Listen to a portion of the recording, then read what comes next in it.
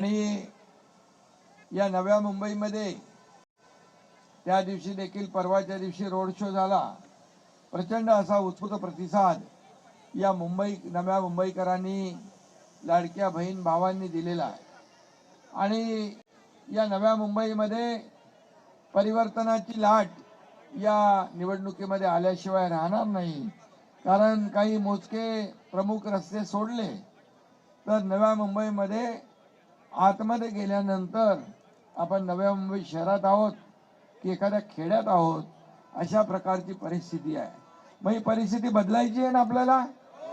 चांगले रस्ते आतमध्ये द्यायचे आहेत, पिण्याचं सगळ्यांना पाणी मिळालं पाहिजे, उद्यान मिळालं पाहिजे, ग्राउंड मिळालं पाहिजे, या ठिकाणी सोयी सुविधा मिळाल्या पाहिजे, लोकांना हक्काचं घर मिळालं पाहिजे।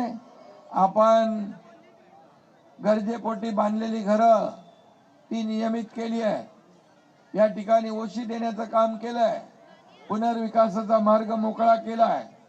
त्याचबरोबर या ठिकाणी ज्या ज्या काही सोयी सुविधा या देण्याचं काम भूमिपुत्रांना तो आपण निर्णय घेतलेला आहे। आणि म्हणून या नव्या मुंबईमध्ये ज्या झोपडपट्ट्या असतील त्या पुनर्विकास त्यांचा झाला पाहिजे। तुम्हाला हक्काचं घर पाहिजे ना, हक्काचं घर, मालकीचं घर, मोठं घर। आणि मग हे सगळं जर पाहिजे असेल तर आपल्याला महायुतीशिवाय पर्याय नाही। महायुतीने आपल्या शिवसेनेशिवाय पर्याय नाही। शिवसेना बाळासाहेबांच्या विचारांची शिवसेना आहे आणि म्हणून आपला अजेंडा विकासाचा आहे, त्यांचा अजेंडा स्वतःच्या स्वार्थाचा आहे।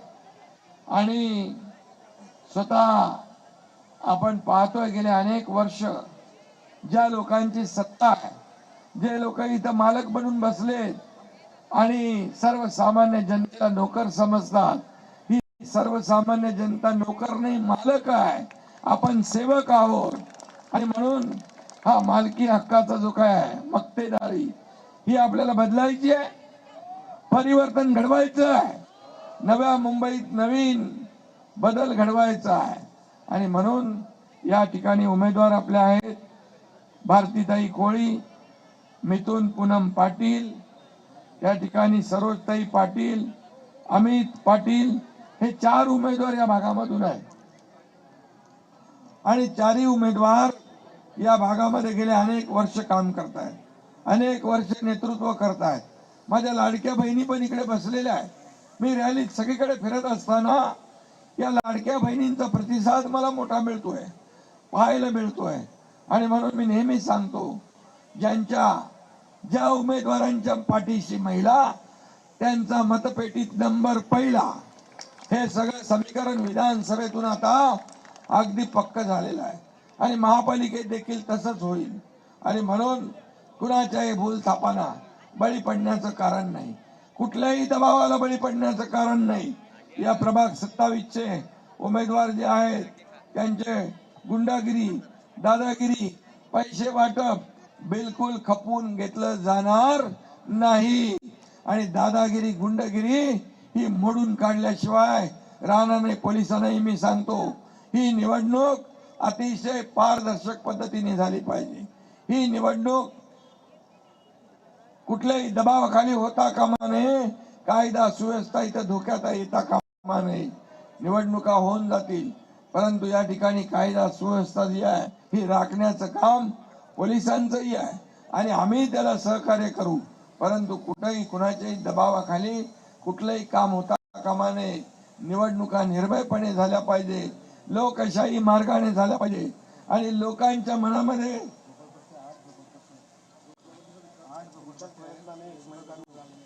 आणि आता या बेलापूरमध्ये एक खेळाचं मैदान देखील आपण दिलंय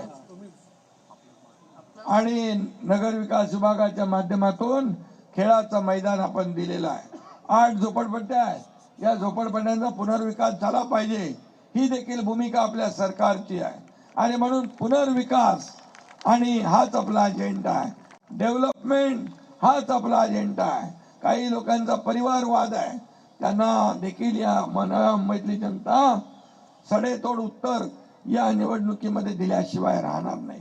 इथं कोणी मालक बनू शकत नाही. मालक ही जनता आहे. जनता जनार्दन मालक आहे आणि आपण सेवक आहोत, हे मी पुन्हा एकदा सांगतो. आणि मुख्यमंत्री माझी लाडकी बहीण योजना मी मुख्यमंत्री असताना सुरू केली. मी आपल्याला सांगू इच्छितो की लाडकी बहीण योजना कुणी माईकाला आला तरी लाडकी बहीण योजना कधी बंद होणार नाही, हा शब्द आहे. आणि म्हणून फक्त 1500 रुपयावर तुम्ही थांबवणार नाही.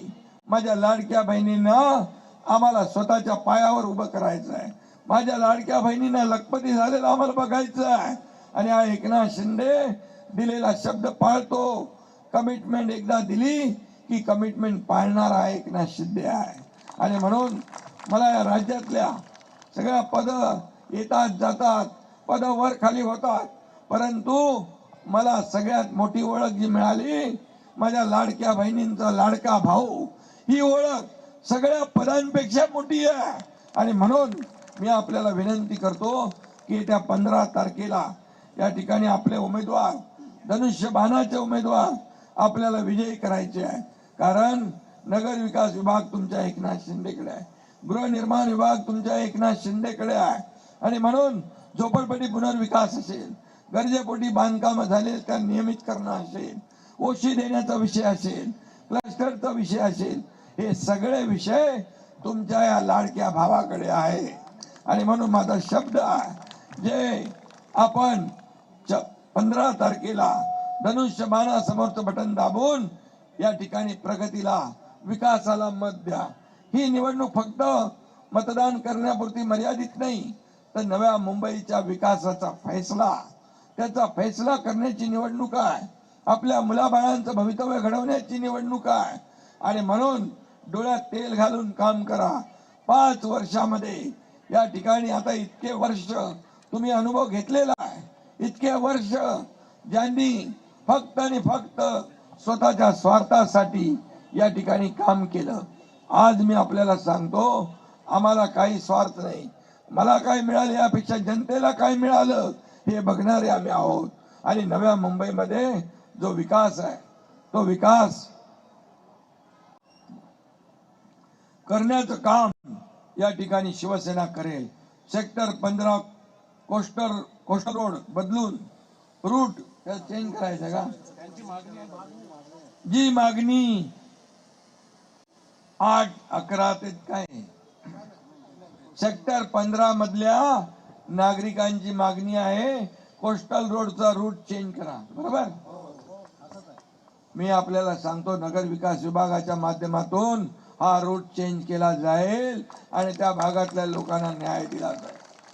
मी बोलतो ते करतो आणि जे होणार आहे तेच बोलतो. त्यामुळे पुढे देखील तुमच्या महापालिकेचं काम नगर विकास विभागाशी संबंधित आहे.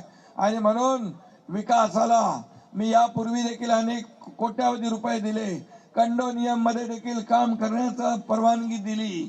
आणि म्हणून या ठिकाणी विकासाला, नव्या मुंबईच्या विकासाला पैसे कमी पडू देणार नाही, हा शब्द मी आपल्याला देतो. पण तुम्ही मात्र 15 तारखेला बिनचूकपणे कुठेही इकडे तिकडे न विचार करता धनुष्यबाणा समोरचं बटन दाबणार तुम्ही. धनुष्यबाण म्हणजे महाराष्ट्राची शान, धनुष्यबाण म्हणजे आपला स्वाभिमान, धनुष्यबाण म्हणजे बाळासाहेबांची शान. आणि म्हणून धनुष्यबाण म्हणजे विकासाची शान. आणि म्हणून येत्या 15 तारखेला धनुष्यबाणा समोरचं बटन दाबा आणि 16 तारखेला या ठिकाणी विजयाचे फटाके फोडा, आनंद उत्सव साजरा करा. जय हिंद, जय महाराष्ट्र. सन्मान